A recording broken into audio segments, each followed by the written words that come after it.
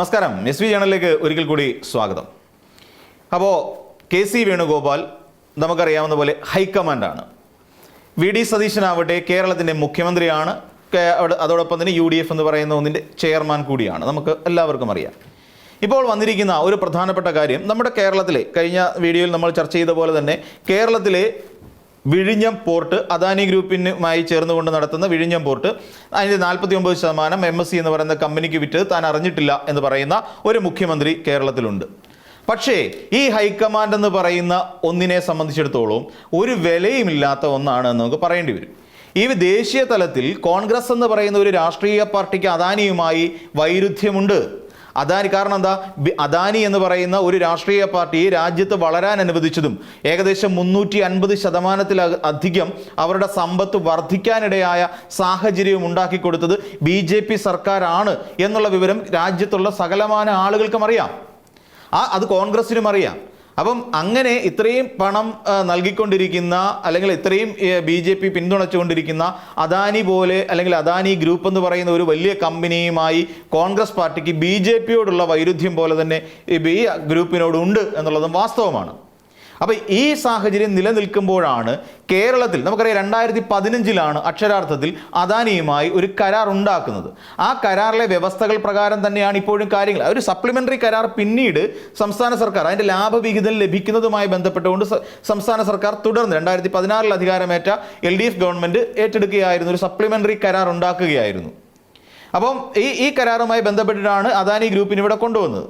എന്നാൽ വിഴിഞ്ഞം പോർട്ട് നടപ്പിലാക്കണ്ട എന്ന് പറഞ്ഞുകൊണ്ട് കഴിഞ്ഞ കാലത്ത്, അതായത് ഈ LDF സർക്കാരിൻ്റെ കാലഘട്ടത്തിൽ ഏറ്റവും കൂടുതൽ സമരം ചെയ്തതും നിലപാട് സ്വീകരിച്ചതും UDF ആയിരുന്നു എന്നുള്ള കാര്യം നമുക്കറിയാം.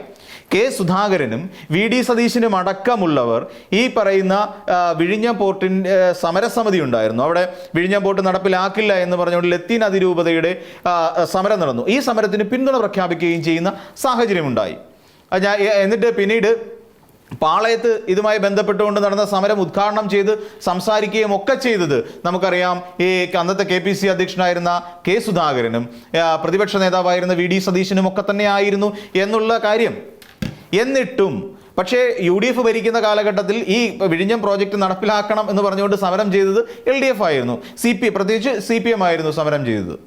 അപ്പോൾ അങ്ങനെയുള്ളൊരു സാഹചര്യമൊക്കെ കടന്നതാ ഇപ്പോൾ നമ്മുടെ 2026 പുതിയ മന്ത്രിസഭ VD സതീശൻ്റെ നേതൃത്വത്തിൽ അധികാരത്തിൽ ഏൽക്കുന്ന സമയത്ത് ഈ മുഖ്യമന്ത്രി പോലും അറിയാതെ ഈ പറയുന്ന അതും ഈ 49% ഓഹരി പോർട്ടിൻ്റെത് വിറ്റുതൊലച്ചിരിക്കുന്നു. ഇതുമൂലം 1300 കോടി ലഭിക്കുമ്പോൾ അവരുടെ മുടക്കുമുതൽ തിരിച്ചു കിട്ടി അദാനി ഗ്രൂപ്പിന്. അത് വേറൊരു കാര്യമാണ്.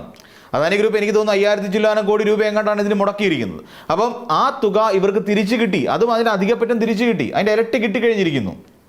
അപ്പോൾ അങ്ങനെയാണ് ഈ ഓഹരി വിറ്റഴിച്ചിരിക്കുന്നത്. 5000-ലധികം കോടി രൂപ മുടക്കി ഇതുമായി ബന്ധപ്പെട്ടുകൊണ്ട് നിൽക്കുന്ന സംസ്ഥാന സർക്കാരിന് ഓഹരികളില്ല, പക്ഷേ ഉടമസ്ഥാവകാശം മാത്രമാണ് നിലവിലുള്ളത്. എന്നാൽ ഗ്യാപ്പ് വയബിലിറ്റി ഫണ്ട് എന്ന് പറഞ്ഞുകൊണ്ട് കേന്ദ്ര സർക്കാർ നൽകേണ്ട ഫണ്ട് ഇതുവരെ നൽകിയിട്ടുമില്ല എന്നുള്ളത് നമുക്ക് ശ്രദ്ധേയമായ ഒരു കാര്യം തന്നെയാണ്. അപ്പോൾ ഇവിടെയാണ് ഈ പറയുന്ന അദാനി ഗ്രൂപ്പിന് വളരാൻ വേണ്ട അല്ലെങ്കിൽ അദാനി ഗ്രൂപ്പിന് ഇവിടേക്ക് ഇൻവൈറ്റ് ചെയ്ത് കൊണ്ടുവന്നത് UDF സർക്കാർ തന്നെയാണ്. അപ്പോഴും ഇവിടെ നമ്മൾ നോക്കിക്കോളൂ, അപ്പോഴും കേന്ദ്രവുമായുള്ള അദാനിയുടെ കണക്ഷൻ വളരെ വലുതാണ്, വളരെ വിശാലമാണ് എന്ന് നമ്മൾ കാണേണ്ടി വരും.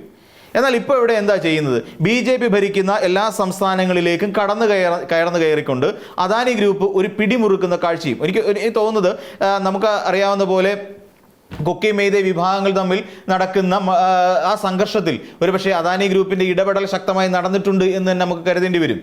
കാരണം അവിടുത്തെ ഒരു മേഖലയെ പ്രത്യേകമായി കണ്ണുവെച്ചുകൊണ്ട് നടത്തുന്ന അവരെ തമ്മിലടിപ്പിക്കുക എന്ന് പറയുന്ന ഒരു സിദ്ധാന്തത്തിലേക്ക്, അതായത് ബ്രിട്ടീഷുകാർ പണ്ട് ഇവിടെ എന്താണോ നടത്തിയിരുന്നത് അത് മണിപ്പൂരുമായി ബന്ധപ്പെട്ടുകൊണ്ട് നടത്തിക്കൊണ്ടിരിക്കുകയാണെന്ന് നമുക്ക് പറയേണ്ടി വരും. അവിടെ ഭിന്നിപ്പിച്ച് ഭരിക്കുക എന്ന് പറയുന്നൊരു സിദ്ധാന്തം ഉണ്ടാക്കി. അത് വെച്ചിട്ട് ഈ പറയുന്ന കുക്കി മെയ്തി എന്ന് പറയുന്ന 2 വിഭാഗങ്ങളെ തമ്മിൽ തല്ലിക്കുന്നു. അവിടെ വലിയ തോതിലുള്ള ഒരു പ്രശ്നബാധിത പ്രദേശമാകുമ്പോൾ അവിടേക്ക് ഈസിയായി ആക്സസബിലിറ്റി ഈ പറയുന്ന അദാനി ഗ്രൂപ്പിന് ലഭിക്കുന്നു എന്നുള്ളതാണ് ഇതിനകത്തിൽ ഏറ്റവും പ്രധാനപ്പെട്ട ഒരു കാര്യം. അത് അവിടെ നിൽക്കട്ടെ. ഇവിടെ ഇവിടെ നമ്മൾ നോക്കിക്കഴിഞ്ഞാൽ ഇവിടെ സംഭവിക്കുന്നത് അത് തന്നെയാണ്. ഇവിടെ അദാനി ഗ്രൂപ്പ് ഇങ്ങനെ നിൽക്കുമ്പോൾ അദാനി ഗ്രൂപ്പിന് വേണ്ടി എല്ലാ തരത്തിലുള്ള വിട്ടുവീഴ്ചയും ചെയ്തു കൊടുക്കുന്ന ഒരാളായി വി ഡി സതീശൻ മാറി. അത് ഹൈക്കമാൻഡിനേക്കാൾ പവറുള്ള ഒരാളായി ഇവിടുത്തെ കേരളത്തിലെ ഒരു UDFന്റെ മുഖ്യമന്ത്രി മാറുന്നു എന്നുള്ള കാഴ്ചയാണ് നമ്മളിവിടെ മനസ്സിലാക്കുന്നത്. അപ്പോൾ ഉടനെ പിന്നെ ഹൈക്കമാൻഡിന്റെ അല്ലാന്നുണ്ടെങ്കിൽ ഈ പറയുന്ന AICC സംഘടനാ ജനറൽ സെക്രട്ടറി ആയിരിക്കുന്ന KC വേണുഗോപാൽ ഒരു പ്രതികരണം നടത്തുകയാണ്. അപ്പം അദാനി ഇവിടുത്തെ സൂപ്പർ ഗവൺമെന്റ് ആകാൻ ശ്രമിക്കേണ്ട എന്നുള്ളതാണ്. അതായത് ഇവിടുത്തെ കാര്യങ്ങളിൽ ഇടപെട്ടുകൊണ്ട് ഇവിടെ പിന്നെ ഇതിനകത്തേക്ക് ആവശ്യമായി ഇടപെടേണ്ട ആവശ്യമില്ല എന്നുള്ള കാര്യം. അതോടൊപ്പം കാര്യങ്ങൾ ചെയ്യാൻ അദാനിക്ക് എന്ത് അവകാശം, അതോടൊപ്പം തന്നെ മറുപടി പറയേണ്ടത് അദാനി ഗ്രൂപ്പാണ് എന്നും പറയുന്നു. അങ്ങനെ ഒരു വെറും ഒരു വാചകം പറഞ്ഞുകൊണ്ട് KC വേണുഗോപാലിന് അവിടെ നിന്ന് രക്ഷപ്പെടാൻ സാധിക്കുമോ? ഇവിടെ എന്താണ്, ഇവിടെ ഒരു മുഖ്യമന്ത്രി ഉണ്ട്.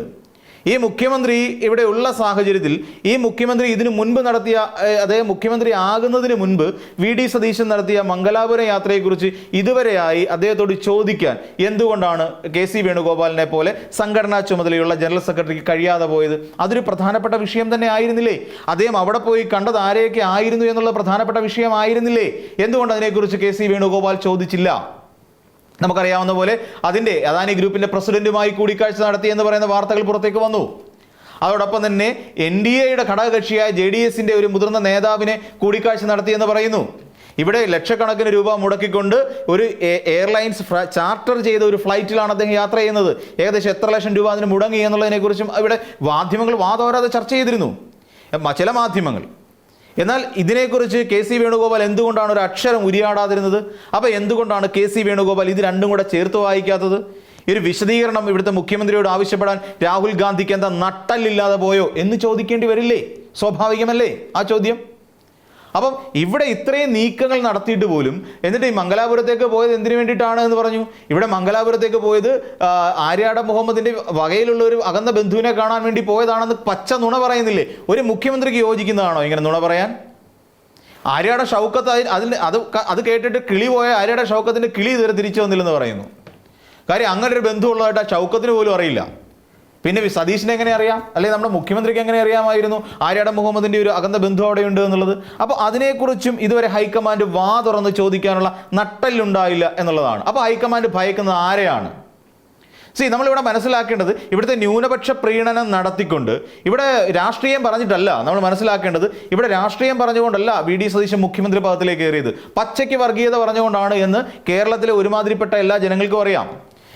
അപ്പം ആ വർഗീയത പറഞ്ഞതിന് ശേഷം ഒരു ന്യൂനപക്ഷ പ്രീണന വർഗീയതയുടെ ചുവട് പറ്റിക്കൊണ്ട് അധികാരത്തിൽ കയറിയതിന് ശേഷം ന്യൂനപക്ഷങ്ങളെ കൂടെ ഈ പറയുന്ന സംഘപരിവാർ ആലയത്തിലേക്ക് കൊണ്ടുവരുന്ന ഒരു സ്ഥിതിയല്ലേ സത്യത്തിൽ നമ്മുടെ കേരളത്തിലെ മുസ്ലിം ലീഗ് അടക്കമുള്ള രാഷ്ട്രീയ പാർട്ടികൾ ചെയ്തത് എന്താ? ഈ പറയുന്ന VD സതീശൻ ഇപ്പോൾ പറയുന്നതിനെല്ലാം റാൻ മൂളി നിൽക്കുന്നു. അതിലൂടെ സ്വന്തം സമുദായത്തെ പോലും വഞ്ചിക്കുന്ന നിലപാടിലേക്ക് മുസ്ലിം ലീഗ് മാറുന്ന കാഴ്ച നമ്മൾ കാണുകയല്ലേ? ഇവിടെ PM ശ്രീ പദ്ധതി നടപ്പിലാക്കുന്നതും PMAY പദ്ധതിക്ക് അവിടെ ബോർഡ് വെക്കുന്നതും ഉൾപ്പെടെയുള്ള കാര്യങ്ങളിൽ ഈ നേതാക്കന്മാരുടെ പ്രതികരണം വെച്ചിട്ട്. അപ്പോൾ സ്വാഭാവികമായും സ്വന്തം സമുദായത്തെ പോലും വഞ്ചിക്കുന്നവരാക്കി ലീഗിനെ മാറ്റിയതും ഈ കോൺഗ്രസ് അല്ലെങ്കിൽ VD സതീശനാണെന്ന് പറയേണ്ടി വരും. അപ്പം ഈ സതീശനോട് എന്തുകൊണ്ടാണ് അന്നത്തെ മംഗലാപുര യാത്രയെക്കുറിച്ച് ചോദിക്കാതിരുന്നത്? ഇപ്പൊ പച്ചയ്ക്ക് അറിയാവുന്ന പോലെ ഇവിടെ നമ്മുടെ പോർട്ട് അതോറിറ്റിക്ക് കാര്യങ്ങൾ അറിയാമായിരുന്നു. അതായത് ഇങ്ങനെ ഒരു ചർച്ച, അനൗദ്യോഗിക ചർച്ചകൾ നടന്നതിനെ കുറിച്ചും ഈ പറയുന്ന പോർട്ട് അതോറിറ്റിക്ക് അറിയാം. അപ്പം ഇങ്ങനെ അവർ തള്ളിക്കളഞ്ഞിട്ടില്ല. ഇതിനു മുമ്പ് അനൗദ്യോഗികമായ ചർച്ച നടന്നിട്ടുണ്ട്. അനൗദ്യോഗികമായ അല്ലെങ്കിൽ അല്ലെന്നുണ്ടെങ്കിൽ ഈ പറയുന്ന ഈ ലംഘനം നടത്തി എന്ന് പറഞ്ഞുകൊണ്ട് അദാനി ഗ്രൂപ്പിന് സ്വാഭാവികമായും അല്ലെങ്കിൽ അദാനി ഗ്രൂപ്പിനെതിരായ കേസിന് പോകാൻ കഴിയുമല്ലോ. ഈ പറയുന്ന കോൺട്രാക്റ്റ് വ്യവസ്ഥകളിൽ അല്ലെങ്കിൽ ആ വെച്ചിരിക്കുന്ന പിന്നെ കരാർ ലംഘനം നടത്തിയെന്ന് പറയാൻ കഴിയും. കോടതിയിലേക്ക് പോകാൻ കഴിയുന്നൊരു സാഹചര്യം കൂടി ഉണ്ടല്ലോ. എന്നിട്ട് പോലും അതിനൊന്നും നിൽക്കുന്നില്ലല്ലോ. അതിനൊന്നും നിൽക്കാതെ സെബിയിലെ ഈ പറയുന്ന പോലെ കച്ചവടത്തിന് വെച്ചിരിക്കുകയല്ലേ, അത് കൊടുത്തു കഴിഞ്ഞു, കച്ചവടമായി കഴിഞ്ഞിരിക്കുന്നു 49%. അപ്പം ഇവിടെ ഈ നട്ടലില്ലാത്ത ഒരു ഹൈക്കമാൻഡാണ്. ഇപ്പൊ ഹൈക്കമാൻഡ് എന്ത് പറയുന്നു എന്ന് വെച്ച് കഴിഞ്ഞാൽ ഇവിടെ ഹൈക്കമാൻഡ് ശരിക്കും അദാനി ഗ്രൂപ്പിനോട് ചോദിക്കുന്നത് മുഖ്യമന്ത്രി VD സതീശനോട് ചോദിക്കേണ്ട ചോദ്യമാണ്. അതായത് ഈ പറയുന്ന നമ്മുടെ സർക്കാരിനെ ഇരുട്ടിൽ നിർത്തിക്കൊണ്ട്, കേരളത്തിലെ സർക്കാരിനെ ഇരുട്ടിൽ നിർത്തിക്കൊണ്ട് കാര്യങ്ങൾ ചെയ്യാൻ അദാനിക്ക് എന്ത് അവകാശം മറുപടി പറയേണ്ടത് അദാനി ഗ്രൂപ്പ് എന്നുള്ളതാണ്. പക്ഷെ അങ്ങനെ ആയിരുന്നില്ല ചോദിക്കേണ്ടിയിരുന്നത്. ഈ അദാനി ഗ്രൂപ്പുമായി ബന്ധപ്പെട്ടുകൊണ്ട് നടത്തിയ ചർച്ചകൾ മുന്നണി അറിഞ്ഞിട്ടില്ല. അതോടൊപ്പം തന്നെ സ്വന്തം പാർട്ടിക്കാരറിഞ്ഞിട്ടില്ല. അപ്പോൾ ഇതൊന്നും അറിയാതെ കേരളത്തിൽ നടത്തിയ മുന്നണി അറിയാതെയും വകുപ്പ് മന്ത്രിമാരറിയാതെയും പാർട്ടി അറിയാതെയും വി.ഡി. സതീശൻ എത്ര നിയമനങ്ങളും എത്ര നീക്കങ്ങളും നടത്തി. എന്നിട്ട് എന്തുകൊണ്ടാണ് ഇതിനെക്കുറിച്ച് ഒന്നും ചോദിക്കാതിരുന്നത്? അപ്പോൾ ഇതൊന്നും ചോദിക്കാൻ നട്ടലില്ലാത്ത ഒരാളാണ് കെ.സി. വേണുഗോപാൽ എന്ന് പറയേണ്ടി വരും. ഇറങ്ങി കളിക്കണമെന്നേ. കാരണം എന്താ, കെ.സിയുടെ കക്ഷത്തിലിരിക്കുന്ന കുറേയധികം മന്ത്രിമാരുണ്ട് ഇന്ന് മന്ത്രിസഭയിൽ, നോക്കിയാൽ മതി. എന്നിട്ട് ഇവരുമായി ചേർന്ന് എന്തുകൊണ്ടാണ് കെ.സിക്ക് ഇവിടെ ഓപ്പറേറ്റ് ചെയ്യാൻ കഴിയാത്തത്? അപ്പോൾ കെ.സിക്കും വി.ഡി. സതീശനെ ഭയമായി തുടങ്ങിയിരിക്കുന്നു. അത് ഹൈക്കമാൻഡും ഈ പറയുന്ന കെ.സി. വി.ഡി. സതീശന്റെ ചൂണ്ടുവിരലിന്റെ തുമ്പിൽ നിന്ന് ആടിക്കൊണ്ടിരിക്കുന്നു എന്ന് പറയേണ്ടി വരും. അല്ലെങ്കിൽ ഈ മുസ്ലിം ലീഗ് ഉയർത്തുന്ന വയനാടിനെ കാണിച്ചുകൊണ്ട്, മലബാറിനെ കാണിച്ചുകൊണ്ട് മുസ്ലിം ലീഗ് ഉയർത്തുന്ന ഒരു വലിയ ഒരു ഭീഷണിയുണ്ട്. ആ ഭീഷണിക്ക് ഹൈക്കമാൻഡ് വഴങ്ങി എന്നുള്ളത് തന്നെ മനസ്സിലാക്കേണ്ടി വരും. അപ്പോൾ ഈ രീതിയിലാണ് കാര്യങ്ങൾ പോകുന്നത്. അപ്പോൾ കേരളത്തെ തുലയ്ക്കുന്ന, കേരളത്തിൻ്റെ ഒരു തീരപ്രദേശത്തെ ഒട്ടാകെ തുലയ്ക്കുന്ന, നശിപ്പിച്ചു കളയുന്ന ഈ ഒരു പദ്ധതിയുമായി ബന്ധപ്പെട്ടുകൊണ്ട് ഏത് പദ്ധതി നടപ്പിലാക്കിയാലും ഹൈക്കമാൻഡ് പാലിക്കുന്ന ഈ മൗനം വളരെ കുറ്റകരമായ ഒരു മൗനമാണ്. കാരണം ഒരു കോൺഗ്രസ് പാർട്ടിയെ സംബന്ധിച്ചിടത്തോളം ഇടപെടലുകൾ നടത്തേണ്ടത് ഹൈക്കമാൻഡ് എന്ന് പറയുന്ന ഒരു സംവിധാനമാണ്. അതുണ്ടോ ഇല്ലയോ എന്നുള്ളത് ഹൈക്കമാൻഡുകാർ തന്നെ തീരുമാനിക്കേണ്ടതാണ്. കെ.സി. വേണുഗോപാൽ നിരുത്തരവാദപരമായ ഒരു പ്രസ്താവനയാണ് ഇപ്പോൾ നടത്തിയിരിക്കുന്നത്. കാര്യം ഉത്തരവാദിത്വ നിന്നും ഒളിച്ചോടുന്നതിന് വേണ്ടിയിട്ട് വെറുതെ എന്തൊക്കെയോ പറഞ്ഞുകൂട്ടി വെറുതെ ഒരു പ്രസ്താവന പുറത്തിറക്കി എന്നതിനപ്പുറത്തേക്ക് യാതൊരു പ്രാധാന്യവും കെ.സിയുടെ ഈ ഒരു പ്രസ്താവനയെക്കുറിച്ച് കാണേണ്ടതില്ല എന്നുള്ളതാണ് എൻ്റെ ഒരു പക്ഷം. അപ്പോൾ മറ്റൊരു വീഡിയോയുമായി നമുക്ക് വീണ്ടും കാണാം.